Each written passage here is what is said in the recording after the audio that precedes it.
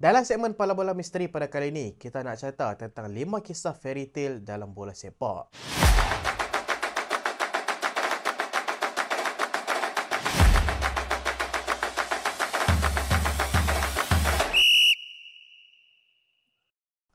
Assalamualaikum dan selamat datang ke Pala Bola Studio. So dalam bola sepak ni kan, selalunya tiap-tiap musim akan ada satu pasukan yang selalu conquer tournament tu. Contoh dalam EPL lah ni pasukan Manchester City. Dalam La Liga, tak Real Madrid, Barcelona yang akan menang La Liga. Kita boleh kata tim-tim besar ni kalau mereka jadi juara, kita boleh kata tak heran lah. Sebab kita memang tahu mereka ni ada potensi jadi juara. Tapi dalam video kali ni, aku nak senaraikan 5 pasukan yang boleh kata mereka ni bukan pasukan pilihan, tapi mereka ni berjaya mengejutkan semua pihak untuk menjuarai kejohanan besar. Terima kasih kepada Fabian yang dah bagi cadangan ni kepada kita.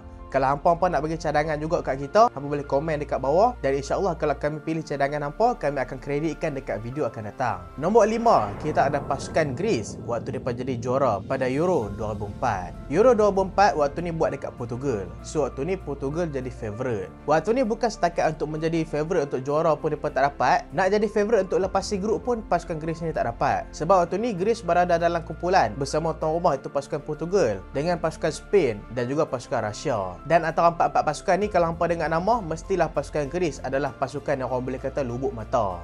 Tapi secara mengejutkan dalam perlawanan pembukaan, Greece dah pun menunjukkan taring mereka dengan mengalahkan pasukan Portugal 2-1 dalam game tu. Waktu tu Greece berjaya skor 2 gol melalui jaringan Karagunis dan juga penalti daripada Basinas. Dan Portugal hanya mampu balas 1 gol saja daripada jaringan Cristiano Ronaldo. Waktu ni pasukan Greece berjaya melepasi grup stage dengan 4 mata. Mereka menang sekali, seri sekali dan juga kalah sekali. Menang dengan pasukan Portugal tadi, seri dengan pasukan Spain dan kalah dengan pasukan Russia. Dan sekali lagi, walaupun mereka ni berjaya melepasi grup stage, pasukan Greece ni mestilah menjadi pasukan yang pasukan-pasukan besar nak jumpa. Dan dekat quarter final, mereka ni dijadualkan bertemu dengan pasukan Perancis. Mereka berjaya mengalahkan pasukan France dengan kemenangan tipis 1-0 dan berjaya naik ke semi final untuk bertemu dengan pasukan Republik Czech yang menang dengan pasukan Denmark. So waktu ni boleh kata dua-dua tim underdog. Dan satu lagi semi final, pasukan Portugal dengan pasukan Belanda. Dan pasukan Greece sekali lagi menang 1-0 untuk layak ke final. So bila pasukan Portugal mereka dapat masuk ke final, lepas mereka menang dengan pasukan England, lepas menang dengan pasukan Belanda,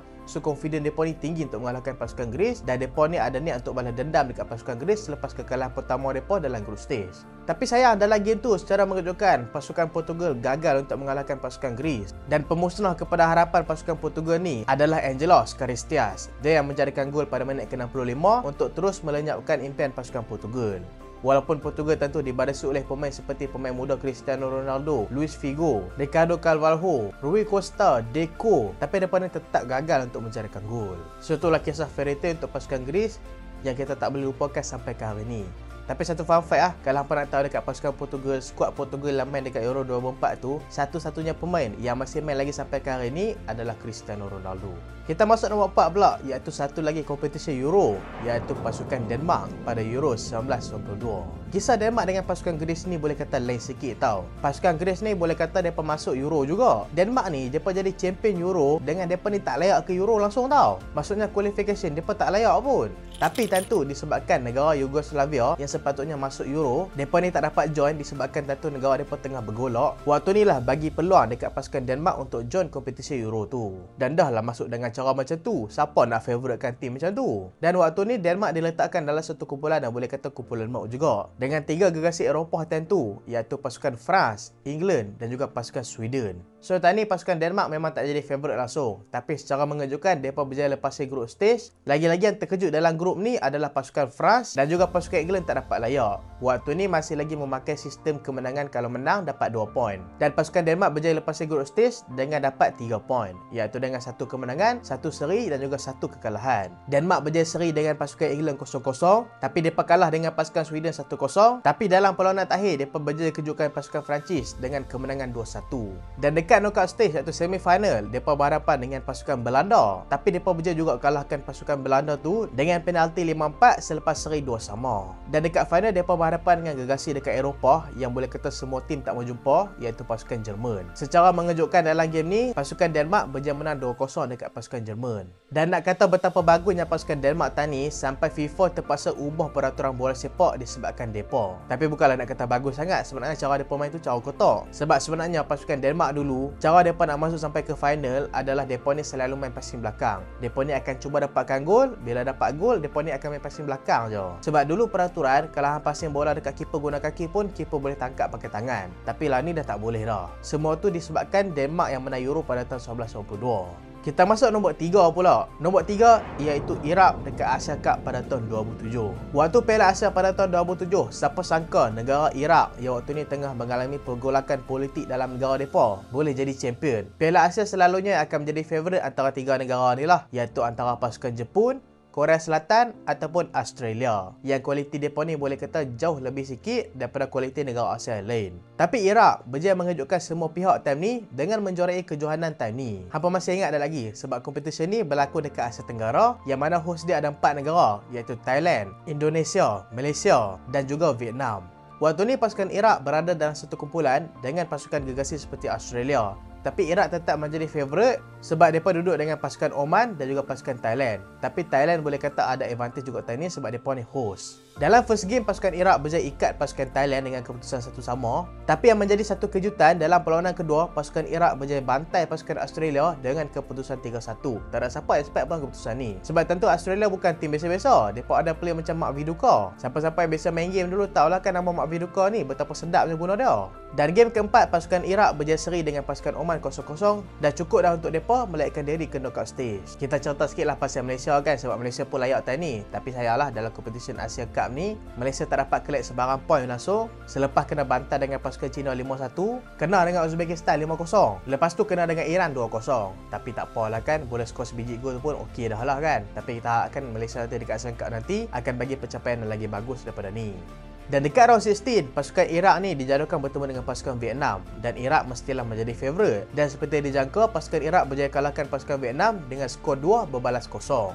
Tapi dekat semi ni bukan jalan yang mudah lah. Pasukan Iraq terpaksa berdepan dengan pasukan pilihan, iaitu pasukan Korea Selatan. Dan waktu tu semua jangka yang pasukan Korea akan menang mudah dengan Iraq. Tapi seperti yang tak dijangka, pasukan Iraq berjaya ikat sampai masa tambahan dengan keputusan 0-0 dan Iraq berjaya kalahkan pasukan Korea Selatan dengan keputusan 4-3. Tentu pasukan Iraq dan juga fan-fan negara Iraq semua seronoklah dengan kemenangan ni kan. Biasalah kan berjaya kalahkan gegasi Asia iaitu Korea Selatan. Hampir saya ingat tak Malaysia kalahkan Korea Selatan dulu. Hang tengok betapa seronoknya rakyat Malaysia. Ni lagi-lagi lah Iraq kalahkan Korea Selatan dalam Asian Cup dekat semi final untuk masuk dekat final. So berganda-ganda lah seronok dia. Tapi keseronokan mereka ni terhenti apabila tiba-tiba skuad bola sepak Iraq mendapat satu berita, iaitu ada seorang pengebom berani mati. Dia telah bomkan diri dia waktu fan-fan Iraq tengah meraihkan kejayaan mereka menang dekat separuh akhir tu, yang telah membuatkan 30 orang telah terkorban. Dan waktu tu boleh kata skuad bola sepak Iraq mereka ni down teruk lah. Mereka rasa macam apa guna kita nak berjuang, kita nak main bola sepak sedangkan rakyat semua tengah susah. Waktu tu pasukan Iraq hampir tarik diri tau. Tapi lala kali mereka kuatkan diri juga untuk masuk ke final dan bertemu dengan satu lagi pasukan Arab Saudi yang juga mengejutkan satu lagi gegasi Asia iaitu pasukan Jepun. So dekat final ni boleh kata final underdog lah. Dua-dua tim underdog dalam game ni, iaitu Arab Saudi dan juga pasukan Iraq. Game tu berjalan dengan ketat gila, tapi akhirnya pasukan Iraq berjaya dapatkan kemenangan dengan jaringan Mahmud pada minit ke-72. Sekaligus mendapatkan trofi Asian Cup pertama untuk pasukan Iraq dalam sejarah. Dan sampai ke hari ni pasukan Iraq masih lagi gagal untuk mengulangi prestasi itu. Nombor 2 adalah pasukan Porto pada UCL pada tahun 2004. Waktu ni Porto bersama Jose Mourinho season kedua dia. Macam kita tahu Jose Mourinho season kedua dia dengan pasukan dia, mana-mana pasukan dia mesti perform gila. Dan begitu juga dekat pasukan Porto. Dan dekat pasukan Porto ni lah membuatkan Jose Mourinho punya nama ni meletup. Waktu ni pasukan Porto tak diletakkan sebagai favourite pun. Macam biasalah kan pasukan daripada Portugal, macam Benfica, Porto, tak pun macam Braga, mereka ni selalu jadi pengacau je.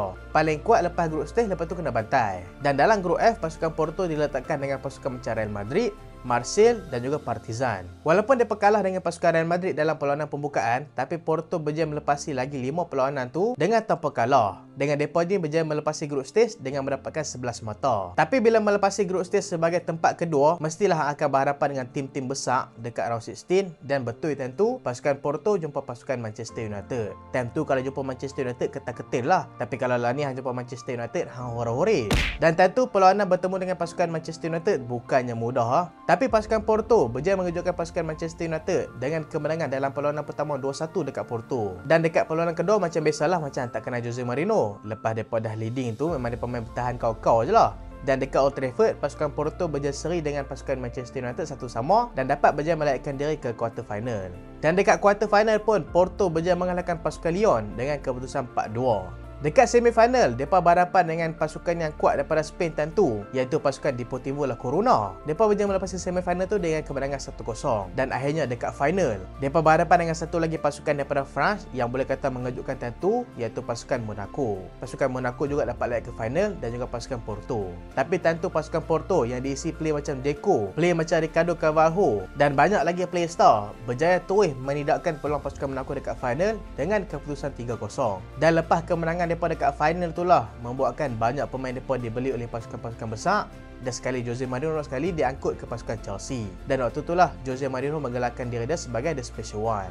Kita masuk ke nombor 1 pula. Nombor 1 tak lain tak bukan adalah fairy tale kejayaan pasukan Leicester City jadi juara EPL tentu. Benda ni berlaku pada tahun 2016. Tak ada siapa jangka pasukan Leicester City yang season lepas adalah pasukan pendatang daripada Championship boleh jadi champion EPL pada musim tu. Leicester City pada musim pertama mereka dalam EPL, mereka ni hampir-hampir tersingkir sebelum mereka ni dapat perform dalam second half of the season membuatkan mereka ni terselamat daripada penyingkiran. Tapi time tu orang kata biasalah kan, hang berjaya lepasi penyingkiran, tapi season depan kemungkinan hang akan tersingkir juga. Tapi tentu pasukan Leicester City under Claudio Ranieri dengan player-player berbakat mereka seperti Jamie Vardy, N'Golo Kante, Riyad Mahrez berjaya mengejutkan publik bola sepak dengan berjaya menjadi juara EPL pada musim kedua mereka dalam EPL tentu. Senjata utama mereka semestinya lah adalah Jamie Vardy. Dan pemain-pemain jadi perhatian mestilah macam Mahrez, macam N'Golo Kante. Waktu tu mereka ada goalkeeper hebat lagi mereka macam Kasper Schmeichel. Defense kerah mereka macam Wes Morgan. So pasukan Leicester City berjaya mengejutkan semua pihak dengan menjadi juara. Dah lah mereka ini jadi champion.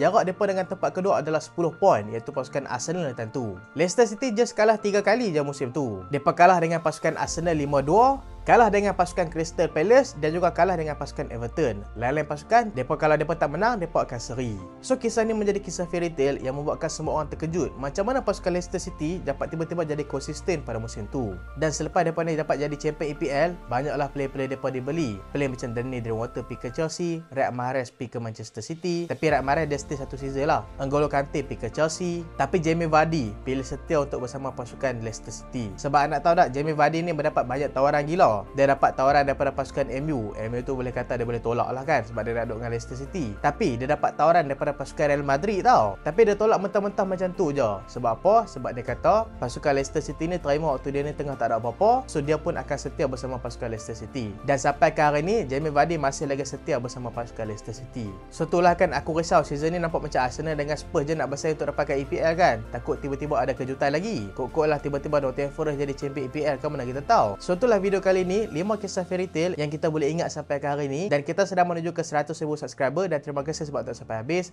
Jangan lupa like, jangan lupa share, jangan lupa subscribe. Aku Solehan. Assalamualaikum.